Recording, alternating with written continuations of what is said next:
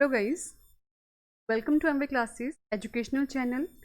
This is part 6.1 of the C programming language. अभी 6.1 क्यों है? क्योंकि हमने 6th पार्ट में देखा था कि फर्स्ट सी प्रोग्राम हम किस तरह से लिखते हैं, क्या स्टेटमेंट यूज होती हैं, सेमीकोलन का क्या काम है, या everything about the basic of the program. आज हम उसकी एक्चुअल रनिंग एप्लीकेशन को देखेंगे कि जब हम सी के कंपाइलर के ऊपर प्रोग्राम को रन करेंगे तब किस तरह से वो रन होगा। So let's start the lecture.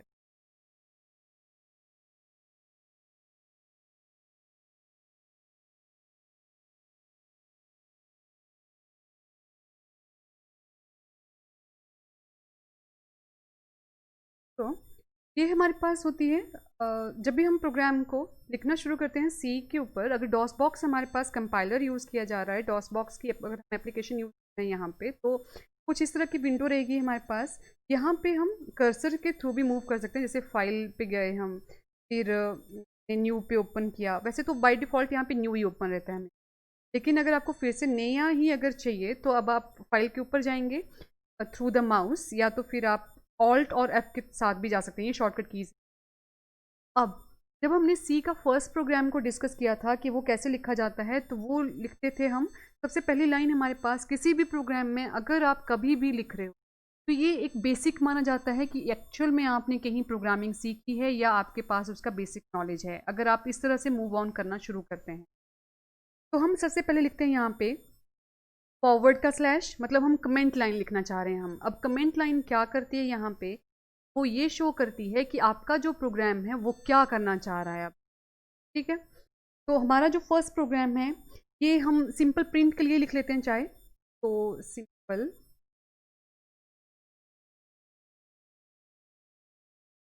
Programme. ये हो गया हमारा कमेंट। अब कमेंट को लिखने के दो तरीके थे हमारे पास, या तो आप डबल फॉरवर्ड स्लैश के साथ लिखो, या तो हम इसको लिख सकते थे फॉरवर्ड स्लैश के साथ स्टार लगाते, एंड भी करते सेम फॉर्मेट में स्टार के साथ फॉरवर्ड स्लैश लगा के। लेकिन अब वो हमारे पास होता है मल्टीपल लाइंस के लिए। जैसे कोई एग्जांपल यहाँ पे ले लिखते हैं इसका भी एक, ये फॉरवर्ड स्लैश हो गया एंड देन हम स्टार का सिंबल यूज कर लेते हैं। अब सेम लाइन फिर से,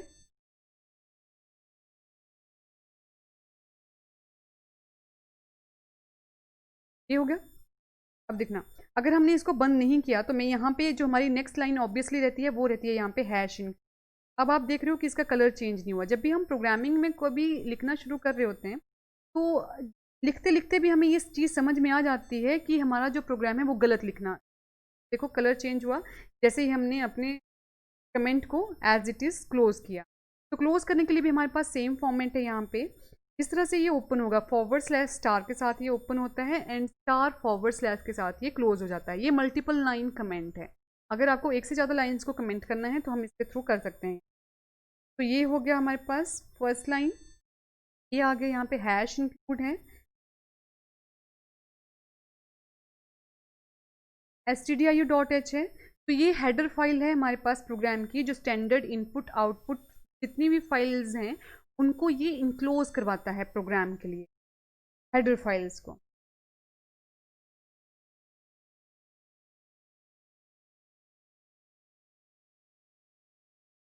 conio.h फाइल हम यूज करते हैं कंसोल इनपुट आउटपुट फंक्शंस के लिए, जो कंसोल करेगा। अब नेक्स्ट लाइन रहेगी वाइड मेन की। वाइड मेन देखो कलर हमेशा चेंज होता जाता है। अगर आपका प्रोग्राम में इस तरह से कलर नहीं आ रहा है तो आप कुछ ना कुछ राइटिंग में मिस्टेक है, या आपका जो केस है यहाँ पे अपर केस लोअर केस में कुछ प्रॉब्लम आ रही है। उसके बाद हमारे पास आती है कर्ली ब्रेसेस। अब इसके बाद हम यहाँ पे इंडेंटेशन स्टार्ट कर लेते हैं। इंडेंटेशन का मतलब हुआ कि हमारा प्रोग्राम थोड़ा सा अलाइंड होता जाएगा। अलाइंड का इसमें क्या फ़ायदा रहता है कि जब आपको एरर्स फाइंड आउट करनी होती हैं किसी प्रोग्राम में, तो वो आप इजीली फाइंड आउट कर लेते हैं अगर हमारा प्रोग्राम जो है वो थोड़ा अलाइंड बेसिस के। तो यहाँ पे जैसे नेक्स्ट लाइन रहेगी हमारे पास। अब हमारा सिंपल प्रोग्राम है तो हमें सिंपल आउटपुट चाहिए। यहाँ पे आउटपुट के लिए हम फंक्शंस पढ़ चुके हैं। प्रिंटफ फंक्शन हम यूज़ करते हैं इन जनरल सी प्रोग्राम में। तो स्टेटमेंट रहेगी कुछ इस तरह से, प्रिंटफ, और जो भी स्टेटमेंट हम लिखना चाहेंगे वो रहेगी डबल कोट के अंदर।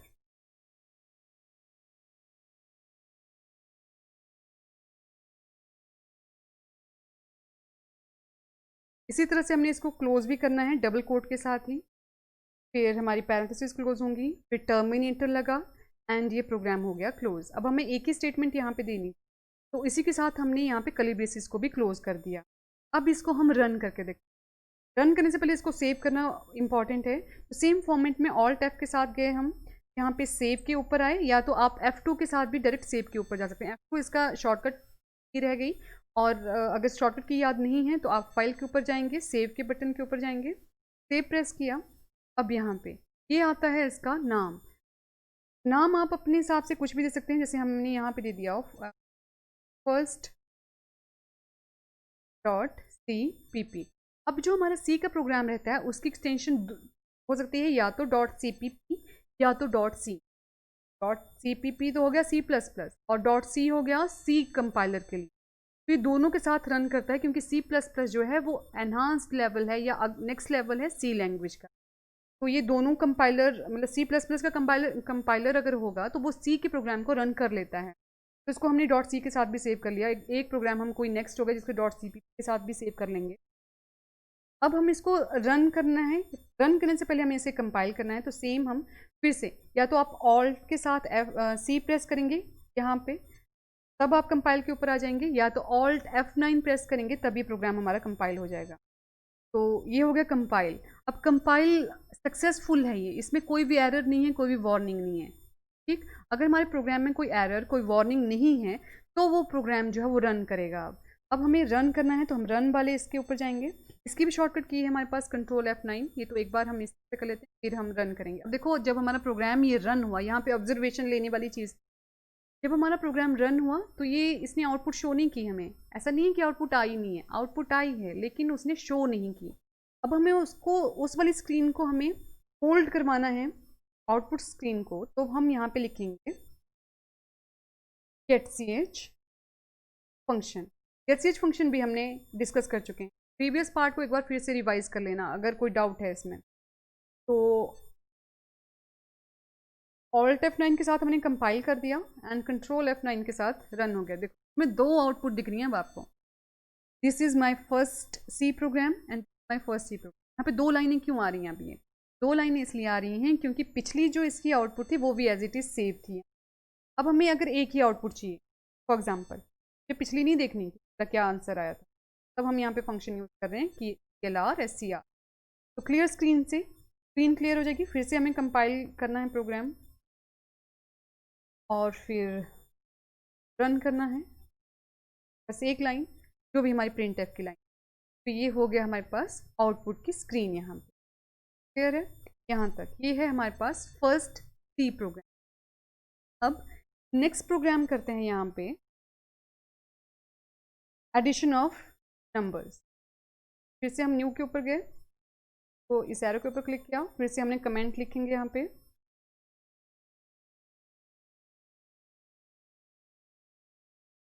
Of 2 numbers. तो सेम फॉर्मेट हैश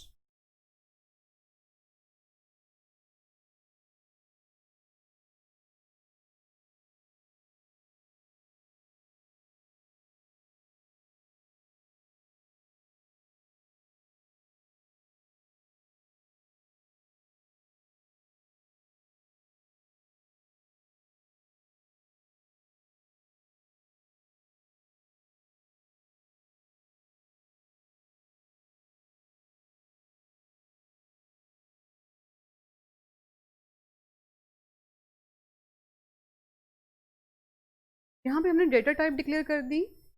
वेरिएबल है हमारे पास ये ABC, ये भी हम डिस्कस कर चुके हैं। अब सेम फॉर्मेट में जितनी भी चीज़ें मैं यहाँ पे यूज़ कर रही हूँ ये सारी डिस्कस्ड हैं पहले। अगर आपको कुछ भी डाउट है किसी भी स्टेटमेंट में, आप पार्ट 1 से देखना करेंगे और पार्ट 6 तक देखेंगे, फिर ये 6.1 के ऊपर आएंगे आप। तो हमारे पास ये 3 वेरिएबल हो गए। अब मैं इनमें पहले डायरेक्ट वैल्यूज़ इनपुट करवा देती हूँ। जैसे A में दे दी हमने 5 और E में दे दी हमने 7। ठीक है, तो हमारा जो लॉजिक है वो रहेगा C के ऊपर यहाँ पे। तो C is equal to A plus B। अब ये हमने टर्मिनेट कर दी। यहाँ पे प्रिंट एफ की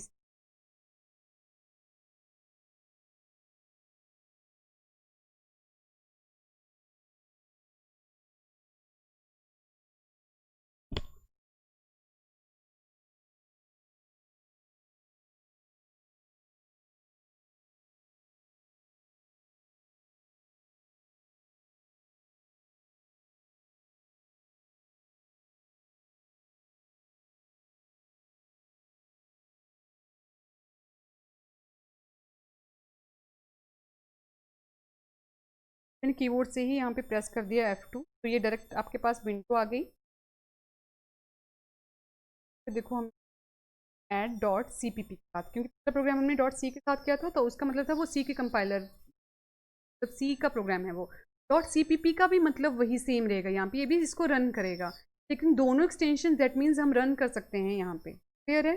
अगर आप डॉट सी भी लिखते हैं या डॉट CPP के साथ भी प्रोग्राम को सेव करते हैं, तो दोनों एक्सटेंशन के साथ प्रोग्राम आपका कंपाइल होगा, रन होगा, आउटपुट आपकी वही आएगी जो एक केस में आ रही है। ठीक है, तो ओके प्रेस हो गया हमारे यहाँ पे। अब फिर से हमने इसको कंपाइल किया, ऑल्ट F9, सक्सेसफुल है ये केस। Control F9, addition of 2 number is 12, 12 भी आना चाहिए था क्या, चेक कर लेते हैं। 7 and 5 आंसर शुड बी 12। अब हम देखो यहाँ पे आउटपुट की स्टेटमेंट जो है उनमें किस तरह से यूज़ कर सकते हैं। चलो एरर्स देखते हैं। आपने अभी तक बस सक्सेसफुल वाला केस देखा, एरर्स वाला तो कोई केस ही नहीं चेक किया हमने अभी तक। तो फिर से इसको कंपाइल किया और देखो 4 एरर हैं, हमने सिर्फ एक सेमी कॉलन यहाँ पे रिमूव किया अभी। ठीक है, एक सेमी कॉलन को रिमूव करने की वजह से 4 एरर आ रही हैं यहाँ पे, आप देख रहे हैं। और अब देखते हैं 4 एरर कहाँ पे हैं। अब एरर जरूरी नहीं आपको उसी लाइन पे ये दिखा रहा है, ये तो आपकी ऑब्जर्वेशन है। आप अब यहाँ पे कहाँ पे एरर हो सकता है, जैसे देखो दिखा रही है 7th लाइन के ऊपर, तो फर्स्ट, सेकंड, थर्ड, फोर्थ, 7। ठीक, अभी जो लाइन आपकी हाईलाइटेड है वो 7th लाइन ही है, तो इसने बोला 7th लाइन में आपका टर्मिनेटर मिस, या जो आपका सिंबल है ए ये अनआइडेंटिफाइड है, या बी अनआइडेंटिफाइड है, या सी जो है वो अनडिफाइंड सिंबल है। यहाँ अनडिफाइंड है ABC, या तो स्टेटमेंट जो है आपकी टर्मिनेटर वाली वो मिसिंग। तो देखो हमें अगर 7th लाइन पे हम देखते हैं तो ABC हमें लग रहा है कि अच्छा हमारे वेरिएबल हैं, हमें ऐसे डिफाइन करने थे, तो इसमें क्या मिसिंग है, इसमें तो कुछ मिसिंग ही नहीं है, टर्मिनेटर भी एज इट इज़ लगा हुआ है। अब आपको ऊपर ये नीचे की लाइन्स को देखना है कि क्या इनमें तो कोई एरर नहीं थी। तो क्लियर स्क्रीन के पास हमने बस टर्मिनेटर को रिमूव किया है, हमें वहीं पे वापस जाना है। यहाँ पे हमने फिर से टर्मिनेटर अपना यूज़ किया, फिर से हमने प्रोग्राम को कंपाइल किया और ये एरर फ्री। क्लियर? तो छोटी छोटी चीज़ें लेकिन ध्यान देने वाली हैं ये। अब हमें आउटपुट के साथ यहाँ पे देखना था कि और कैसे कैसे लिख सकते थे हम। तो ये तो हमारे पास डायरेक्ट आंसर आया यहाँ पे अभी के लिए, ये हमारे पास डायरेक्ट आंसर था अभी के लिए कि 12 आ गया। अब हमें मेरे को 5 और 7 भी साथ के साथ देखने थे। तो हमारे पास जो आउटपुट की लाइन हम बनाते हैं, जो भी आपके दिमाग में आती है आप कुछ भी ले सकते हैं। प्रिंट के डबल कोट के बीच में आपने जो भी चीज़ लिखी है वो एज इट इज़, जैसा आपने लिखा वही सेम चीज़, जितने स्पेस आपने दिए उतने स्पेस वहाँ पे आएंगे। जिस तरह से आप लिखोगे उसी तरह से, ना छोटा बड़ा अपर केस लोअर केस की कोई प्रॉब्लम नहीं आती है। लेकिन बाकी जो देखो आपका प्रोग्राम लिखा है यहाँ पे सी वाला हमने, ये सारा लोअर केस लेटर्स में है। हाँ, जो आपने कमेंट दिया है वो आप छोटे बड़े में लिख सकते हैं जैसा आपका मन है, लेकिन उसके अलावा जो भी प्रोग्राम का पार्ट रहेगा वो सारा आपका लोअर केस लेटर्स में है। ठीक है, तो यहाँ पे मुझे चाहिए था कि एडिशन में अपने आउटपुट पहले इमेजिन कर लेती हूँ कि मेरे को क्या चाहिए। मेरे को चाहिए कि एडिशन ऑफ 5 and 7 is 12, इस तरह से कुछ। तो मैं यहाँ पे देती हूँ एडिशन ऑफ, मेरे को यहाँ 5 और 7 चाहिए। तो फिर से अब हमारे पास डेटा टाइप इंट है, इंट का जो फॉर्मेट स्पेसिफायर है वो क्या है। अगर देखो अब हम ये चीज़ें पढ़ चुके हैं यहाँ पे, अगर आपके पास विद इन 1 मिनट मतलब 5 सेकेंड्स आपके पास दिमाग में आ गया कि मुझे क्या यूज़ करना था यहाँ, तो ठीक है, नहीं तो आपको फिर से वो रिवाइज करने की ज़रूरत बहुत है। यहाँ 2 महीने बाद आपके O लेवल के एग्ज़ाम्स हैं। क्लियर? तो addition of percentage D and percentage D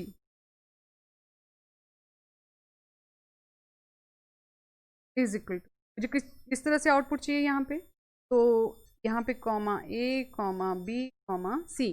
अब देखो रन कर लेते हैं पहले, ऑल्ट F9 कंपाइल हो गया, कंट्रोल F9 के साथ इसको रन कर लिया। देखो मेरे को ये चाहिए था addition of 5 and 7 is equal to 12। ठीक है, अब जिस फॉर्मेट में मेरे को ये चाहिए था, मेरे को पहले A लिखना था, इसलिए मैंने पहले परसेंटेज D जो है वो A के साथ यहाँ पे रिस्पेक्टिव ऑर्डर में हम देते थे। ये भी हम आउटपुट की स्टेटमेंट में देख चुके हैं, प्रिंटफ वाला जहाँ मैंने डिस्कस किया वहाँ ये डिटेल में डिस्कस हो चुकी है कि मुझे जिस तरह से आउटपुट चाहिए मैं उसी रिस्पेक्टिव ऑर्डर में बाद में वेरिएबल्स का नाम दूंगी। ठीक है, तो मुझे पहले A चाहिए था, फिर B चाहिए था, फिर C चाहिए था।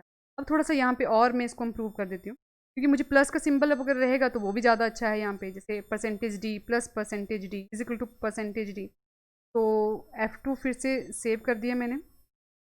Okay, alt F9 compile, F9 run, 5 + C 7 is 12। Answer clear है सबके लिए? नेक्स्ट पे मूव करते हैं ज़रा।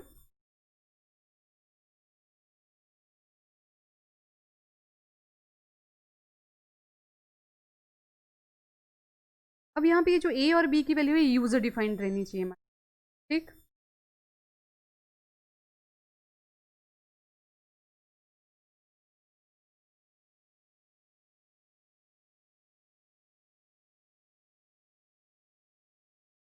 ओके, अब इस लाइन में जिसने भी एरर देख ली, एंटर की स्पेलिंग में एरर नहीं, यहाँ पे मैंने डबल कोट नहीं यूज़ किए, जितने भी ये एरर फाइंड आउट कर ली वो अपने आप को एक बार ज़रा हैट्स ऑफ ले लेना खुद से ही, कि बहुत अच्छा वो है आपका ऑब्जर्वेशन। प्रिंटफ के बाद जो भी लिखा जाएगा वो हमेशा डबल कोट के बीच में ही रहेगा, क्लियर, एक चीज़। और अब मुझे चाहिए था user defined input. User defined input का मतलब हुआ कि जब आपने प्रोग्राम कंपाइल कर दिया, वो ब्लैक वाली स्क्रीन आपके पास, आउटपुट वाली स्क्रीन आपके पास आ गई। अब आउटपुट की स्क्रीन के ऊपर आप जो है डायरेक्ट देंगे वहाँ पे वैल्यूज़ की 5+7 करना था आपको, या 50+50 करना है, क्लियर, या 50+100, जो भी मतलब आपके दिमाग में वैल्यूज़ आ रही। तो अगर आपको उस टाइम पे वो वैल्यू एंटर करवानी है तो वो रहती है user defined value. User defined values मांग तो आपने ली, तो आउटपुट की स्क्रीन के ऊपर आपको ऐसे दिख गया, लेकिन अब वो कीबोर्ड से जब आप एंटर करोगे तो वो कैसे रीड आउट होगा, सेकंड के लिए सोचो कैसे रीड आउट होगा। वो होगा यहाँ पे स्कैन एफ के through.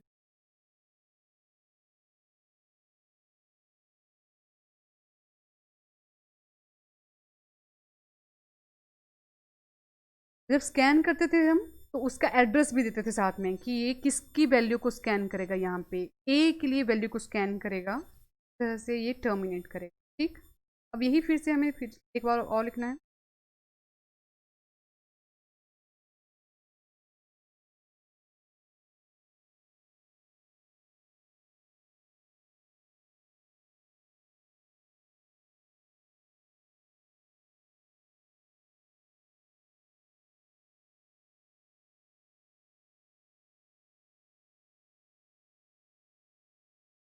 Terminator as it is, फिर से इसको कंपाइल करते हैं एंड कंट्रोल F9 को रन कर देते हैं। Enter of the value of a मांगी इसने, 7 यहाँ दे देते हैं और यहाँ पे 87 दे। क्लियर है ये चीज़ हमें। जितनी बार भी अब हम देखो इसको कंपाइल करेंगे उतनी बार ये अलग अलग वैल्यूज़ को आप ऐड कर सकते हो, एंटर करोगे, लेकिन उसके बाद जैसे आपने वैल्यू दे दी फिर आप कोई भी कीबोर्ड से की प्रेस करोगे वो बाई डिफ़ॉल्ट आपके लाइन को लेके आएगा। यहाँ 760 आंसर अगर वेरीफाइड है तो ठीक, ओके।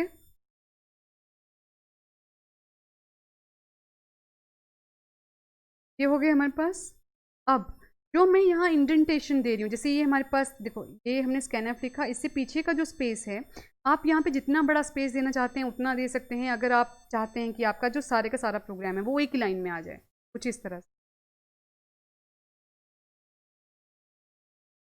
इसी तरह से मतलब सारा प्रोग्राम आपका एक लाइन में आ गया तो ये कोई प्रॉब्लम नहीं होती कभी भी मतलब प्रोग्रामिंग में। जैसे मैं इसको रन करके ऑल्ट F9 कंट्रोल F9, कुछ नहीं हुआ, जैसा हमें आउटपुट चाहिए थी ये इसी तरह से आउटपुट दे। लेकिन ये थोड़ा पजल्ड सिस्टम हो जाता है, यहाँ पे आपको दिखती नहीं है सारी चीज़ें फिर एक लाइन में, ठीक है। और अगर हमने इसकी इंडेंटेशन करके रखी है तो आपको एकदम से पता है कि अच्छा नेक्स्ट लाइन यहाँ पे है, नेक्स्ट लाइन यहाँ पे है, नेक्स्ट लाइन।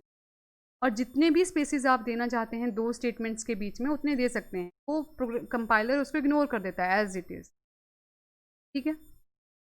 और कंपाइलर्स जितने भी स्पेसेस आप देते हो उनको इग्नोर करता है, चाहे वो सिंगल स्पेस है, चाहे वो 8 स्पेसेस हैं, चाहे आप पूरी एक लाइन का स्पेस दे रहे हैं, चाहे वो पूरा प्रोग्राम स्पेस, ठीक है। तो ये हो गए हमारे पास प्रोग्राम अभी तक के लिए।